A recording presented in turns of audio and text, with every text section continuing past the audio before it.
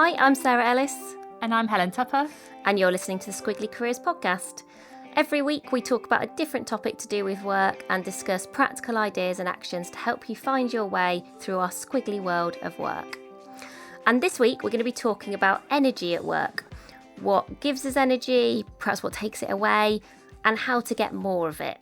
And sometimes I think we mistake energy for, somebody is energetic. Exuberance, yeah. And I guess some of that falls into the territory of, you're more of an introverted person or an extroverted person. And I think sometimes, energy can be quite visible in some people. I think what we're really talking about today is the energy that you feel inside and also how you recharge that energy, what that looks like, which at the moment, given the stamina that we all need, is really important because that's what energy helps us with. It helps us to keep going and actually it increases our capacity to get things done. So one of the useful resources that we have found researching today's podcast is there is a really good article on Harvard Business Review, which actually I particularly like the title of the article, which is Manage Your Energy, Not Your Time. Definitely worth a read. Obviously, we'll include the link in today's podcast notes. And one of the things that it includes within that article is not quite a survey, it's more a set of questions that you can ask yourself about your energy to do with body, emotions, mind and spirit. I just found that quite an interesting set of questions to just work my way through and think, is there a particular area where I feel like I'm doing quite a good job and that's helping me to have energy? And is there one that needs more of my attention? So we're not going to dive really deeply into that today because we thought actually that's something else that you can go and do. We're going to talk about some practical ideas for action around what you might do within your working week at the moment to just increase that energy that we probably all need. And before we start with those ideas for action for you, we thought it was helpful to almost get a sense of what's giving you energy at the moment. Do your own little energy audit. Think about maybe over the past week, 3 things that have given you a bit of an energy surge, whether it's sort of work related or maybe it's something that's helped you outside of work that you've done. But ultimately it's kind of, it's refilled your battery. It's given you energy to do all the things that you want to get done. So Sarah and I thought we'd share ours, and we haven't shared these with each other yet. So it'll be interesting to see how different they are. So our sources of energy surges. Shall I go first? Go for it. Okay, so I was thinking about 3 ways. One was very top of mind because it just happened literally before we recorded this. But I was trying to think about why. So my first kind of source of energy, an energy surge, was a session that I did this morning. It was a Zoom session all about how to kind of be more of a learn-it-all at work and how to invest in your own learning. And the reason it gave me a source of energy, actually, it wasn't the topic I was presenting, or it wasn't even the fact that I was presenting. It was the fact that there were 100 people in the session that I was doing, and they were all really active in the chat. They were all contributing. So every time I said, have you got a good example of this? Or what's one thing you stay curious about? Everybody had loads of ideas. I think I was just excited about it. I was like, there are people and they're sharing and their ideas are brilliant. And they were all saying to each other, that's a great idea. And so they were sort of commenting on each other's ideas. And it just felt like positive and lots of contribution. And I think there's obviously something in that gives me lots of energy. It sounds like a big collective conversation, essentially. Yeah. Oh, yes, please. It definitely felt like that. And sometimes Zooms don't feel like that. They feel a bit passive and a bit quiet. And this one didn't. It felt like there was a conversation. My second example was over the weekend. I was in a really good mood on Saturday morning. And my children came downstairs. They come downstairs at about 7:00. And for some reason, I had some music on quite loud. And we all just started dancing in the kitchen for a good 5 minutes. We were singing and dancing, and it was just silly. Like it's not something that I do every Saturday or every morning, but I definitely just felt like everyone was quite smiley and happy, and it was not too serious, and that felt really nice. And then my other one was last week I was on a panel discussion. A lovely lady called Kate Murden, and Lucy Cave, who were running a session around mental health and how people looking after their mental health in lockdown. The reason that gave me an energy surge was because I was doing a lot of learning and a lot of listening, and they all had lots to contribute, lots to share, and there just felt like there was a really good energy in the discussion. So I think I was really absorbing their energy, whereas I think maybe in that dancing one, I was kind of giving a lot of energy, but that panel discussion was me absorbing it from other people, and that felt really good too. Yeah, mine are quite different, I think. Were you dancing, Sarah? No. So my first one was actually reading a book, which again, to this point about what feels like it's giving you energy. It doesn't have to be overtly energetic kind of from the outside in. It's more about inside out. Yeah, I was reading a book called Chatter by Ethan Cross, a new book that's come out. I think I just got really absorbed in it, and I think it was giving me energy because I could connect some of what we have written for our next book, You Coach You, with what he was saying. So there was a bit of kind of positive affirmation in thinking, oh, we're along the right lines. And actually, there's some research to prove it. Good news. And also it sparked new ideas. I think it felt really relevant and useful for a lot of the work that we do. So I just really enjoyed like spending time kind of in that book, reading those ideas. I think I liked the tone of the book and the format. It felt very accessible, not probably quite as relentlessly practical as we are, but certainly it gave suggestions and ideas for, it's all really about kind of the inner voice that we hear in our head and how it can be really helpful and be a superpower.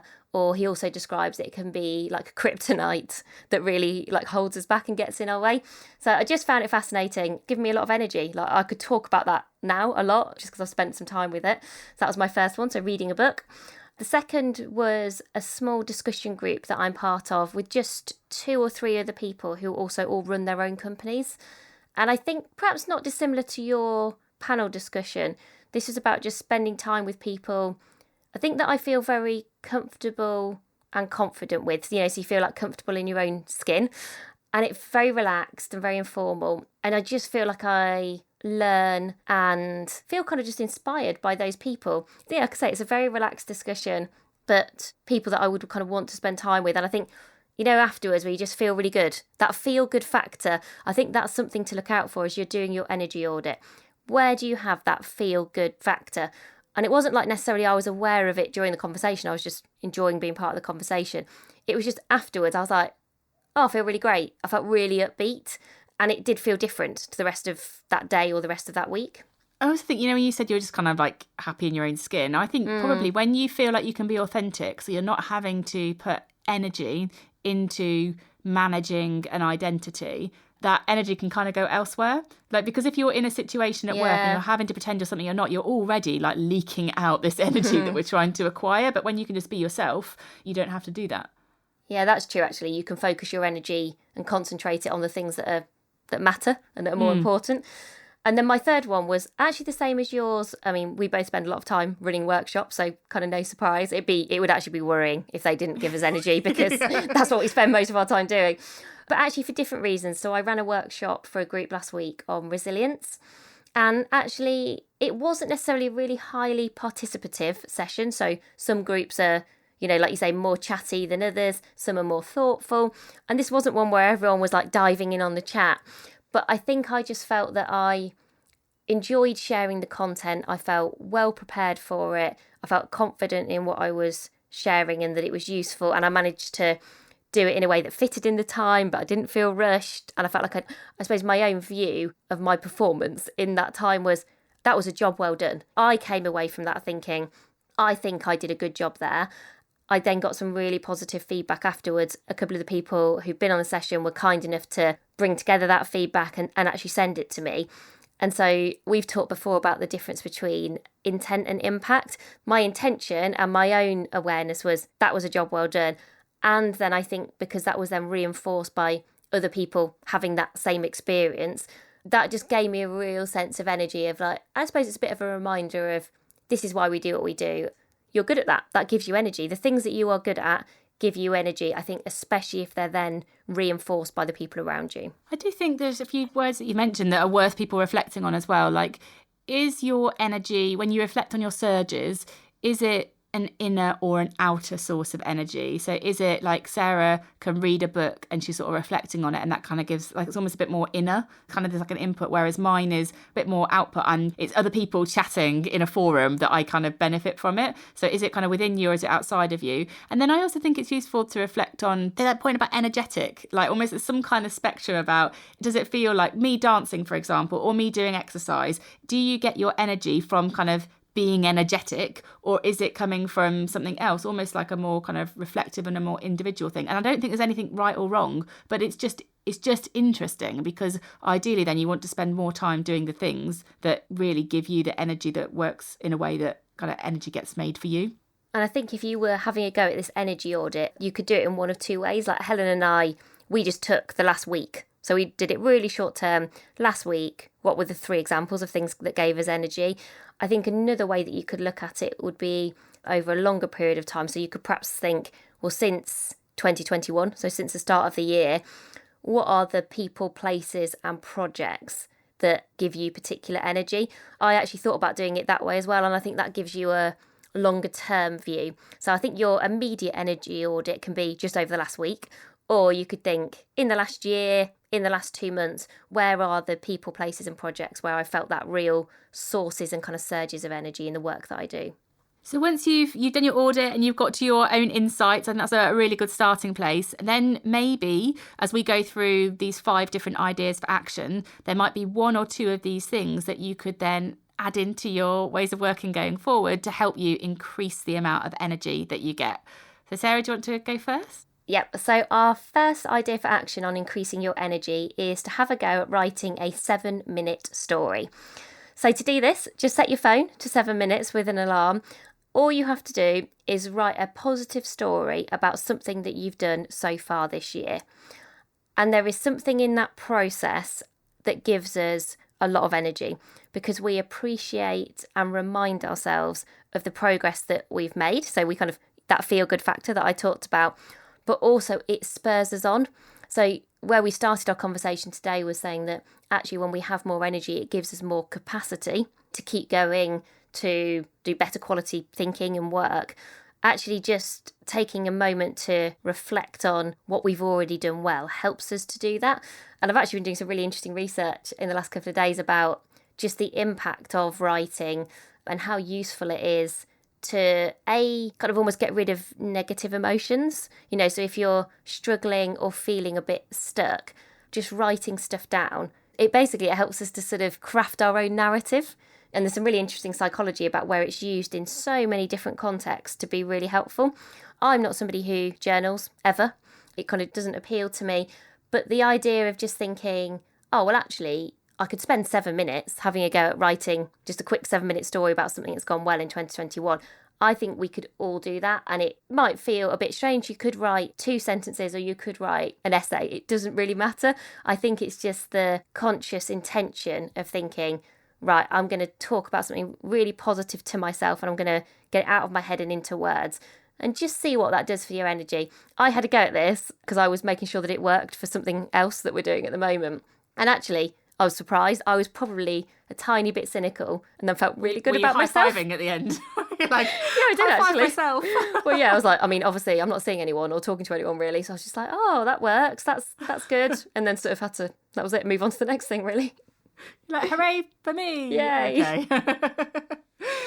I might try that as well. So I do journal, but I haven't journaled this morning because the combination of getting ready for an early morning session and sorting out my kids was a bit too much to fit into the day. So I might do that later today. I might journal towards the end of the day and do the 7-minute story. So our second idea for action is all about radiator relationships. And I'm sure this isn't a new concept for people, that the idea that there are some people that we spend time with who are more like radiators, they give you energy. And there are also some people that we spend time with that are more like drains, they take your energy away.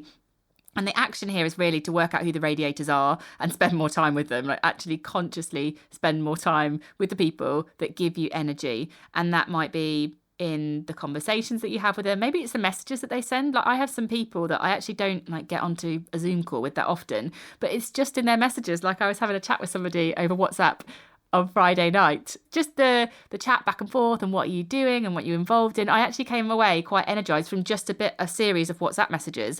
And then some other people, you know, will have a Zoom call. Like I've just started sort of like a new peer mentoring relationship with somebody who also runs their own business and also looking to grow it. And every fortnight we're having half an hour together and 15 minutes of the conversation is my agenda and 15 minutes of the conversation is her agenda. And it's just learning. I'm so excited about it. Like, I feel like excited talking about it. But basically, we both are going to have like a thing we want to talk about that we think the other person can help us with. And because we're a bit short of time, and also we don't want to overplan it. We've very specifically said it's half an hour, it's 15 minutes each, because that almost in itself also gives it a bit of energy that we've kind of got this finite amount of time.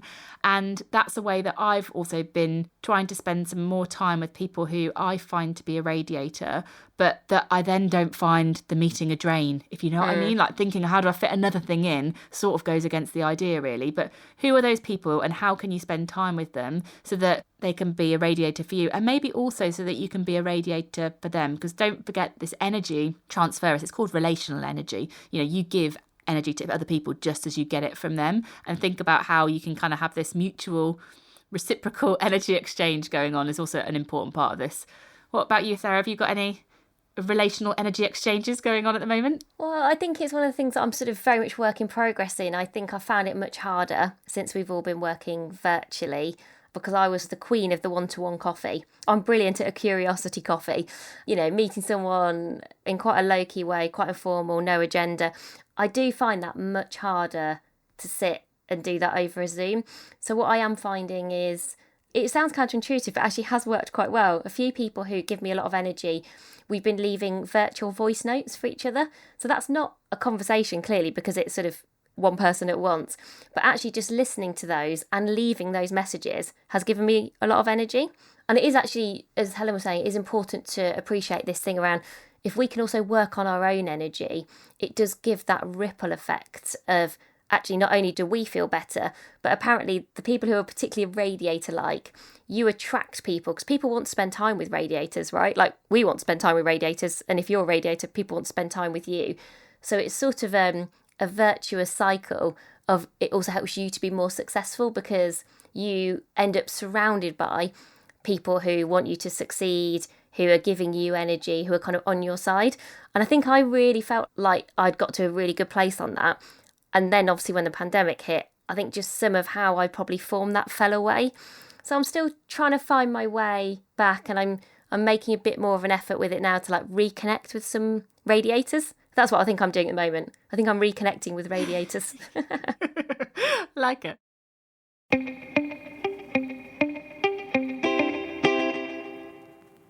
So our next idea for action is Thursday thank yous.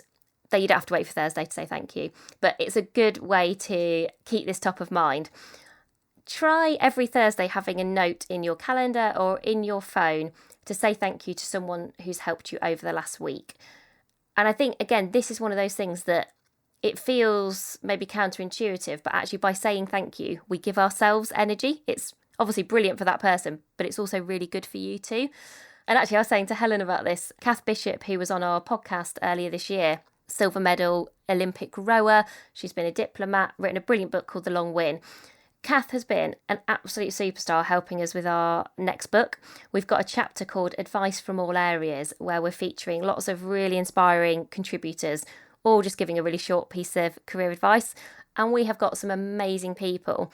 But a couple of those amazing people were not people that I hang around with day to day because, I'm not a professional athlete, unfortunately. But Kath has been so generous and supportive with her connections, and just tried to be really helpful, even though she's homeschooling and got loads of stuff on herself. And so I just thought, this Thursday, she's going to be the person that I just say thank you to. And I think just saying thank you and telling somebody how they've had a positive impact on you, even talking about it now and telling Helen about it, it made me feel just really grateful and energetic.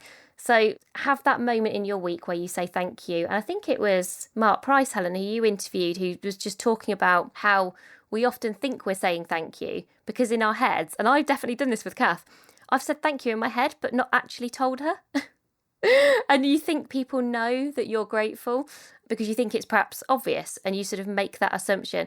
But I do think we probably underappreciate how important it is to actually say these things or write these things and just take the 2 minutes it takes to do this. That could be another way of thinking about it. 2-minute thank yous. That also works. Yeah, it does. And I think being specific about it as well, the difference between just saying thank you and actually sort of the meaningful thanks, which was thank you so much for helping me with those introductions. It's meant that we have more diverse set of insights and voices in that chapter than we could have ever expected, and we really appreciate that. Like, I think being really specific, there's this, I think the psychology... I should have written that down. That sounded really good. That's what I should say. I mean, listen back to the podcast. But I think the psychology of gratitude is really interesting. I was actually weirdly reading about this morning, Sarah. Even ideally, go and say thank you to somebody. That's what it specifically should do. But it said that even actually the act of you writing down, to the point about the writing down the things earlier, even writing down like why you are thankful can help you kind of be more present and appreciative. And it actually has a lot of benefits for you. It makes you more present. It's better for your mental health. It actually says you sleep better, so it becomes better for your physical health as well. It's the whole stuff around gratitude, which Arianna Huffington's done a lot of research around it as well. But Thursday thank yous or everyday thank yous are a very, very powerful way of building your energy and also giving a bit of energy back to other people as well. Idea number 4 then is one that I struggle with, but I'm working on. Breaking up with your phone, specifically for your breaks. Sarah says I always sing when I'm a bit scared. Yeah, you do. I always do. It's because I am quite attached to my phone and I find it hard to not be on it all the time. And so when we go from, Sarah mentioned all the workshops that we do, what happens is we do a workshop. The recommendation is that you don't do things like meetings or workshops for longer than 90 minutes. Because people lose their attention, so we don't. And then we have a break. And that is when I pick up my phone. And I don't really have a break. I just move from one device, my computer, to another device, my phone, whilst making a cup of tea, sometimes talking to my children with my phone in my hand, all those kind of things. Maybe I will lose myself to something that someone called in our Instagram community our scroll hole. And I'm basically not having proper breaks. And for your energy, you need to have proper breaks. You have to give your brain a break so that it can do all the good work that you want to do and it's got all the energy to do that. And so one of the things that I'm thinking about for myself and that I would recommend thinking about is how do you break up with your phone?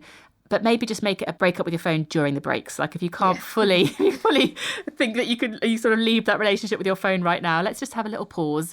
And so literally when I go downstairs to make a cup of tea, leaving my phone on my desk, that is one way that I can actually have like at least 15, 20 minutes when I'm not looking at my phone and I'm actually talking and having a conversation with somebody downstairs, like my husband or whoever.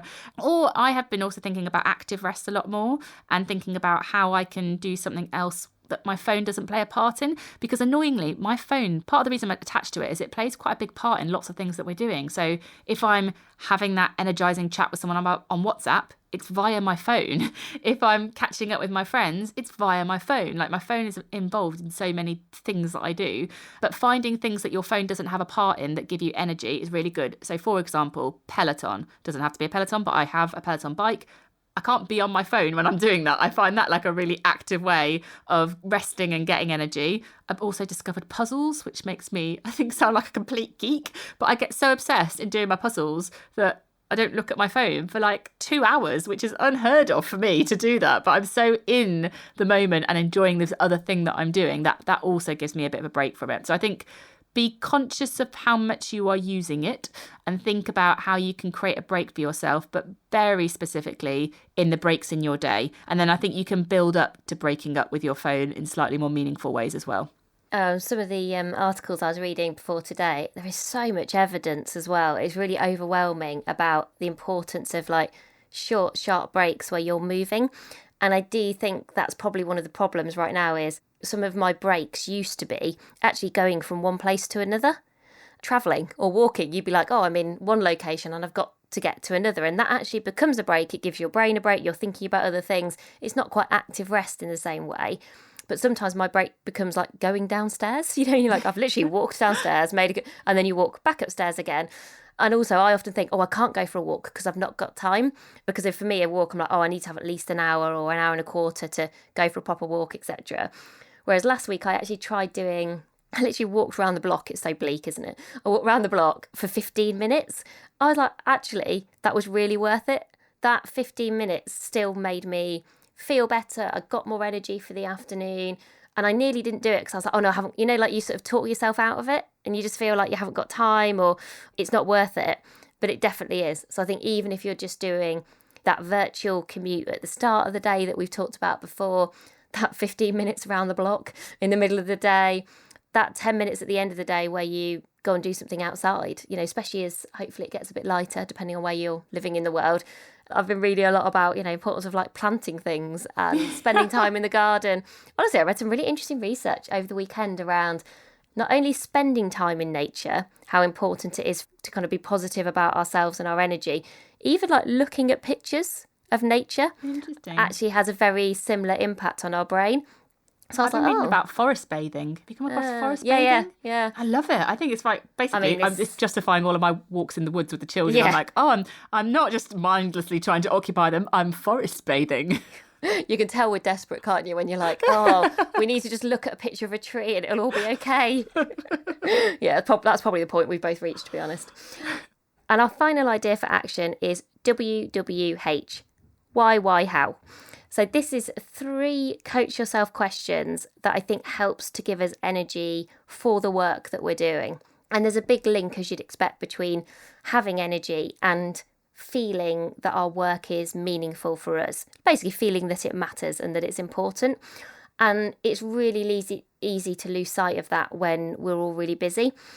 And so I think just 3 questions to come back to if you're thinking about, this might be generally about your job, or it might be about a project where you're struggling to give it the energy it needs. That's certainly how I would think about this. Is the first why question is, why is this work important for the job that I do?